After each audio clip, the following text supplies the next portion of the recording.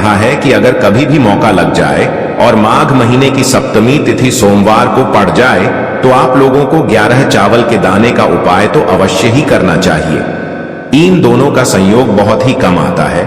इसी के साथ में गुरुजी ने अपनी शिव पुराण कथा में बताया है कि इस दिन आपको 11 चावल दाने का उपाय तो आपको अवश्य ही करना चाहिए, क्योंकि ऐसा दिन पूरे साल में सिर्फ एक ही बार आता है।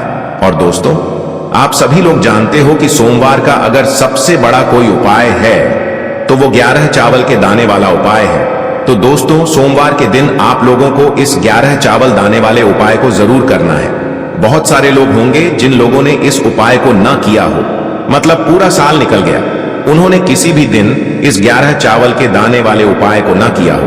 पर दोस्तों, आपके पास एक आखिरी मौका बचा हुआ है जो कि 20 जनवरी के दिन है। तो इस दिन आप लोगों को इस वाले उपाय को जरूर कर लेना है, भले ही आपने पूरे महीने भर इस उपाय को ना किया हो।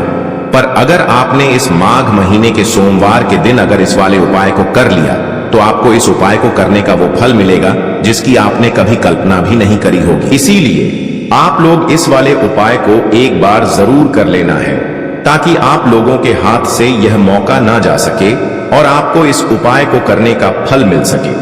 दोस्तों, यह उपाय पंडित जी ने अपनी अभी की ही श्री शिव महापुराण की कथा में बताया है। जिस उपाय को आज हम आपको बहुत अच्छे से समझाने वाले हैं, इस वीडियो को देखने के बाद इस उपाय को समझने के लिए आपको कोई और वीडियो को देखने की जरूरत नहीं पड़ेगी। तो चलिए दोस्तों, उपाय को शुरू करते हैं। देखिए, यह इस माघ महीने के सोमवार के दिन यह इतना खास होता है, इतना महत्वपूर्ण होता है। देखा गया है कभी कभी बड़े बड़े पूजा पाठ अनुष्ठान से जो मनोकामना पूर्ण नहीं होते, वो माघ महीने के सोमवार के दिन एक छोटे से उपाय करने से ही आपकी मनोकामना पूर्ण हो जाती है। और बहुत सारे लोगों ने इस उपाय को किया भी है और उनको इस उपाय को करने का फल भी जरूर मिला है। अगर आप लोग भी इस उपाय को करना चाहते हैं तो आप इस उपाय को पहले अच्छे से समझ लेना, सुन लेना, उसके बाद करना। आपको इस उपाय का फल जरूर मिलेगा और इस उपाय को कर लेने से आपके घर में चाहे किसी भी प्रकार की दुख और समस्या क्यों ना चल रही हो, आपको उसका कारण भी नहीं पता है कि भाई यह समस्या किस कारण से चल रही है, उसका कुछ भी कारण हो सकता है। जैसे पितृदोष हो सकता है या किसी भी तरह का मंगल दोष भी हो सकता है। तो इस दिन आप लोगों को यह वाला उपाय कर लेना है। ये एक ऐसा उपाय है जिस उपाय को अगर किसी विशेष दिन पर किया जाए तो भाई उस विशेष दिन का जो है वह तो हमें मिलता ही मिलता है। पर हमने उस दिन पर इस उपाय को किया है तो हमें उससे भी बड़ा फल मिलता है, और फल बहुत जल्दी मिलता है, क्योंकि आप इस उपाय को बहुत ही बड़े और विशेष दिन पर कर रहे हो। तो चलिए अब उपाय के बारे में बात करते हैं, लेकिन उससे पहले आप लोगों को यह जानना आवश्यक है कि आखिर यह उपाय किस समय करना है, किसको करना है और कैसे करना है। तो चलिए हम आगे आपको वीडियो में एक एक करके बता देते हैं। लेकिन उससे पहले अगर आप लोग हमारे चैनल पर पहली बार आए हैं या फिर मेरी आवाज आज पहली बार सुन रहे हैं तो हमारे चैनल को सब्सक्राइब जरूर कर लेना और इस वीडियो को लाइक करके कमेंट बॉक्स में श्री शिवाय नमस्तुभ्यम ओम नम शिवाय जरूर टाइप कर देना। तो दोस्तों, इस 11 चावल के दाने वाले उपाय को हमें इस सोमवार के दिन कैसे करना है, किसको करना है, किस समय करना है और कहां पर करना है, ये सारे सवालों के जवाब आपको इस वीडियो में मिल जाएंगे। और जो ये वीडियो देखेगा भाई उसको 11 चावल के दाने वाला उपाय जरूर करना चाहिए, क्योंकि इस दिन एक चावल के दाने का भी बहुत ही बड़ा और विशेष महत्व होता है। और जब बात आ जाए 11 चावल के दाने की तो ये सोने पे सुहागा वाली बात हो जाती है और ये एक बहुत ही बड़ा उपाय हो जाता है इस सोमवार सप्तमी तिथि का। तो अब दोस्तों, इस 11 चावल के दाने वाले उपाय को आखिर करना किसको है, सबसे पहले हम लोग वो बात जान लेते हैं। तो देखो, घर की जो बड़ी माताएं बहनें होती हैं, उन माताओं बहनों में से कोई भी एक बड़ी माता बहन इस वाले उपाय को कर सकती है। और दोस्तों, अगर आप चाहें तो अपने घर में से सभी सदस्यों को भी इस उपाय को करवा सकते हैं। अगर किसी व्यक्ति की खुद की कोई मनोकामना है, खुद की कोई दुख और परेशानी है जो कि वह अपने लिए ही करना चाहता है इस वाले उपाय को, तो वह खुद अपने लिए भी कर सकता है। बाकी अगर कोई घर में से ऐसा है जो कि अपने पूरे घर परिवार की सुख और शांति के लिए ये वाला उपाय करना चाहता है तो भाई वह भी कर सकता है, उसमें भी कोई दिक्कत वाली बात नहीं है। कहने का मतलब यह है कि इस उपाय को हर एक सदस्य भी कर सकता है और पूरे घर परिवार के सदस्य के लिए घर की बड़ी माताओं बहनों में से कोई एक माता बहन भी कर सकती है। माताएं बहनें अगर घर में उपस्थित न हो या वो यह वाला उपाय न कर पा रही हो तो फिर घर का कोई बड़ा सदस्य भी इस 11 चावल के दाने वाले उपाय को कर सकता है, चाहे फिर वह पुरुष ही क्यों ना हो, उसमें कोई भी दिक्कत वाली बात नहीं है। अब दोस्तों, इस 11 चावल के दाने वाले उपाय को हमें करना कहां पर है? हमें इसे शिव जी के मंदिर में जाकर करना है। बहुत सारे लोग प्रश्न करते हैं, हर एक उपाय को करते समय क्या हम इस उपाय को घर पर कर सकते हैं? तो इस वाले उपाय को आप घर पर नहीं कर सकते हो। इस वाले उपाय को करने के लिए आपको शिव जी के मंदिर ही जाना पड़ेगा। उसके बाद में दोस्तों जो अगला प्रश्न निकल कर आता है वो यह आता है इस उपाय को लेकर कि आखिर इस उपाय को हमें किस समय करना है, सुबह के समय करना है कि शाम के समय करना है? तो देखो, इस वाले उपाय को आप लोग सुबह के समय भी कर सकते हो और शाम के समय प्रदोष काल में भी कर सकते हो। अब अगर आप पूछो कि भाई सबसे उत्तम समय कौन सा रहेगा इस 11 चावल के दाने वाले उपाय को करने का, तो हम आपसे बस यही कहेंगे कि इस उपाय को आप सुबह के समय करेंगे तो ज्यादा बेहतर होगा। बाकी अगर प्रदोष काल शाम के समय भी करेंगे तो भी अच्छा होगा, उसमें कोई भी दिक्कत वाली बात नहीं है। तो अब दोस्तों जो अगली सबसे बड़ी और महत्वपूर्ण बात आती है वो यह आती है कि सुबह अगर हम उपाय को करेंगे तो हमें कितने बजे से लेकर कितने बजे तक के बीच में करना है, और शाम के समय प्रदोष काल में करेंगे तो हमें कितने बजे से लेकर कितने बजे के बीच में करना है। तो देखो, सुबह जितनी जल्दी हो सके आप उपाय को करने की कोशिश करना।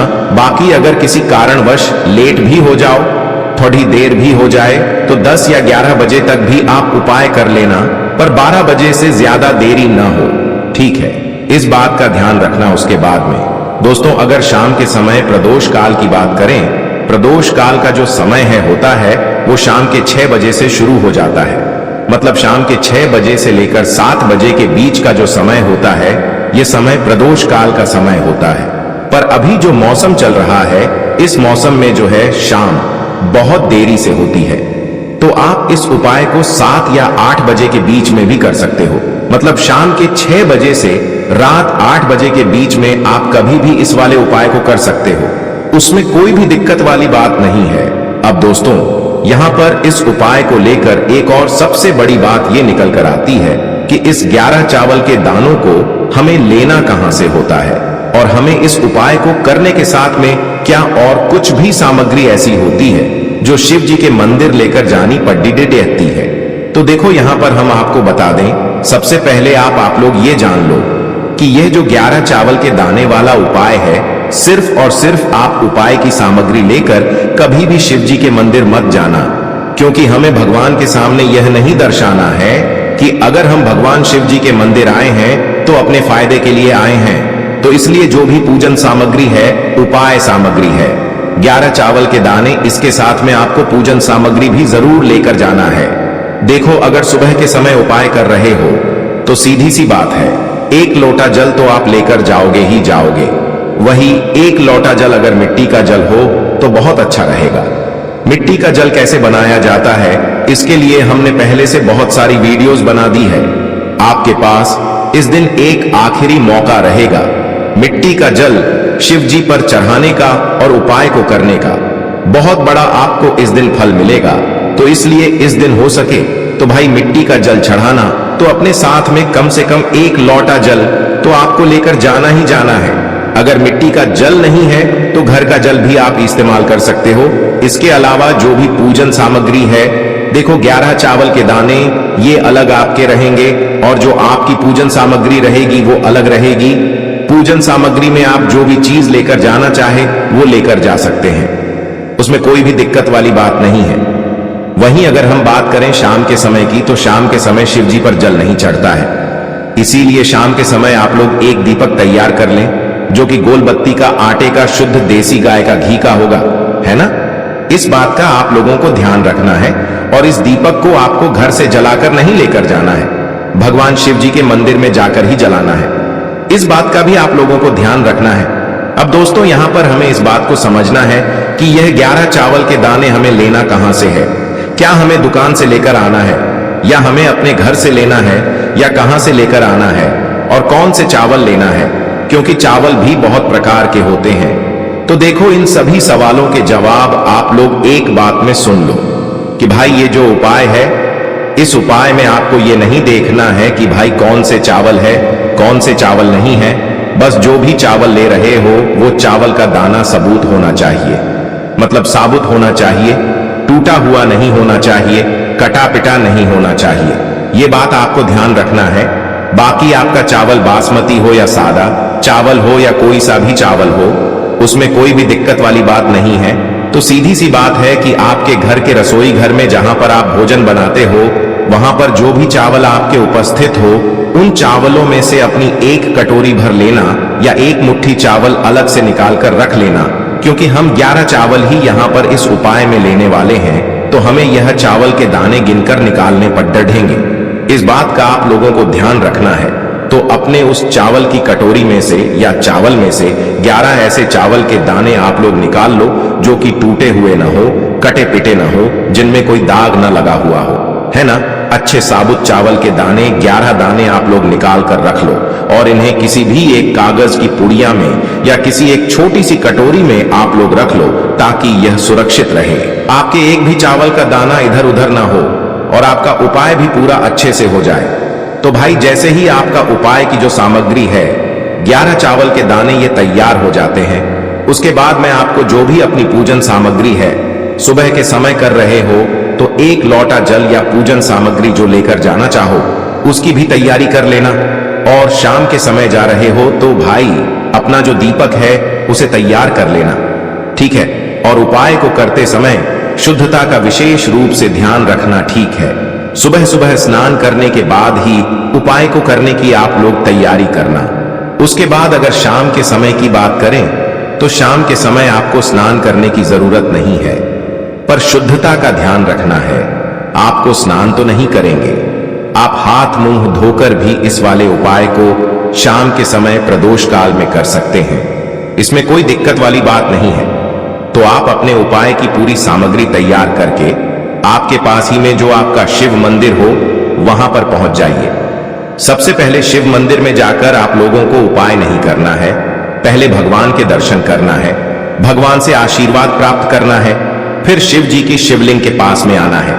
शिवलिंग के पास में आने के बाद आप जो पूजन सामग्री लेकर आए हुए हैं, जैसे कि सुबह गए हुए होंगे तो 1 लोटा जल और जो भी पूजन सामग्री लेकर आए हैं, आप उनसे भगवान शिव जी की पूजन कीजिए। सबसे पहले तो 1 लोटा जल ही चढ़ेगा, उसके बाद में आपकी पूजन सामग्री चढ़ेगी। उसके बाद में अगर दोस्तों शाम के समय अगर आप इस उपाय को कर रहे हो तो अपने साथ में कम से कम एक जो दीपक है गोल बाती का जो आप अपने साथ में लेकर गए हो, उस दीपक को मंदिर में जाकर अपनी माचिस से जलाना है और उस दीपक को शिवलिंग के पास में रखना है, ठीक है। इस दीपक को रखने के बाद ही आप लोगों को अपना ये वाला उपाय शुरू करना है। और दीपक को ज्यादा पास में मत रखना, वैसे भी गर्मी पड़ रही है, भगवान शिव जी को आंच नहीं लगनी चाहिए, है ना। तो भाई जैसे ही आपकी पूजा अर्चना हो जाती है, आप भगवान शिव जी को प्रसन्न कर लेते हैं। उसके बाद में शिवलिंग के पास ही में आप कहीं पर बैठ जाइए, सामने या आसपास जिस जगह पर आपको बैठना हो वहां पर बैठ जाइए और अपने वह 11 चावल के दाने अपने सामने निकाल कर रख लीजिए, क्योंकि अब यहाँ पर उपाय को यहाँ पर करने की आपको तैयारी करना है। और इस तरीके से जब आप उपाय करेंगे, पूजन सामग्री करने के बाद, पूजन अर्चना करने के बाद, तो आपको उपाय का फल बहुत जल्दी और बहुत बढ़ा होकर मिलेगा। तो अपने 11 चावल के दाने अपने सामने निकाल कर रख लेना। और यह जो उपाय है यह आपकी सीधे हाथ की हथेली से होगा, इसलिए इस बात का भी विशेष रूप से ध्यान रखना है। तो सीधे हाथ की हथेली का प्रयोग करके ही आप लोग अपना इस वाले उपाय को करना। अपने सामने जो भी आपकी कागज की पुड्डियां है उसको खोल कर रख लो, या कटोरी है तो भाई उसे अपने सामने रख लो और अपने वह 11 चावल के दाने निकाल लो, ठीक है। उसके बाद में दोस्तों अब आपको क्या करना है कि शिवलिंग आपके सामने होगी, तो आपने वह 11 चावल के दाने एक एक करके आपको शिव जी के शिवलिंग के ऊपर चढ़ाना है। कहां पर चढ़ाना है? शिवलिंग के ऊपर चढ़ाना है और कहीं पर भी नहीं चढ़ाना है। आपको अपने हथेली से तो शिवलिंग के ऊपर चढ़ना है, भले ही फिर वो अपने आप जलाधारी पर गिर जाए या मतलब वहीं पर गिर जाए, उसमें कोई दिक्कत वाली बात नहीं है, पर आप चढ़ाओ शिवलिंग के ऊपर ही। तो आपको क्या करना है, अपना पहला चावल का दाना उठाना है, श्री शिवाय नमस्तुभ्यम बोलना है और शिवलिंग पर चढ़ा देना है। इसी तरीके से दूसरा चावल का दाना उठा है, शिवलिंग पर चढ़ाना है और मंत्र बोल देना है। और फिर तीसरा चावल का दाना उठाना है, श्री शिवाय नमस्तुभ्यम बोलना है और चढ़ा देना है। इसी प्रकार से आपको पूरे 11 चावल के दाने एक एक करके शिव जी के शिवलिंग के ऊपर चढ़ाना है और भगवान से प्रार्थना करते जाना है। मतलब प्रार्थना तो आपको आखिरी में करना है, पर हर एक चावल के दाने को चढ़ाते समय श्री शिवाय नमस्तुभ्यम जरूर बोलना है। उसके बाद ही में यह चावल का दाना शिवलिंग के ऊपर आपको चढ़ाना है। जैसे ही आपके 11 चावल के दाने शिवलिंग के ऊपर चढ़ जाते हैं तो भाई उसके बाद में आपको क्या करना है, भगवान से अपनी मनोकामना बोलना है। मनोकामना भी कब बोलना है, जब आपका 11 चावल का दाना आपके सीधे हाथ की हथेली में हो और आप उसे चढ़ाने के लिए जा रहे हो। श्री शिवाय नमस्तुभ्यम बोलकर उस आखिरी चावल के दाने को शिवलिंग के ऊपर चढ़ा देना और भगवान से फिर अपनी वह मनोकामना बोल देना, जिस मनोकामना के लिए आप लोग अपना यह वाला उपाय कर रहे हो। जिस भी दुख और परेशानी के लिए आप लोग अपना यह वाला उपाय कर रहे हो, उसके बाद में जैसे ही आप अपनी मनोकामना बोल देते हो, आपका यह वाला उपाय पूरा हो जाता है। पर दोस्तों, उपाय को करने के बाद आप लोगों को 2 मिनट भगवान शिव जी के मंत्र का जाप जरूर करना है। और मंत्र का जाप करने के बाद भगवान से एक और बार प्रार्थना करना है अपनी मनोकामना के लिए या अपनी जो भी दुख और परेशानी है उसके लिए। इसके बाद में आप लोग भगवान को देखकर, भगवान से प्रार्थना करके, उनसे आशीर्वाद लेकर वहां से उठ सकते हैं और अपने घर पर जा सकते हैं। बस दोस्तों, यहां पर यह वाला उपाय पूरा हो जाता है। इस तरीके से जो भी व्यक्ति छोटी छोटी चीजों का ध्यान रखते हुए इस 11 चावल के दाने वाले उपाय को करेगा, निश्चित सी बात है उसे उसकी मनोकामना जल्द ही पूर्ण होगी और जो भी दुख और परेशानी है वो भी बहुत ही जल्दी दूर होंगे।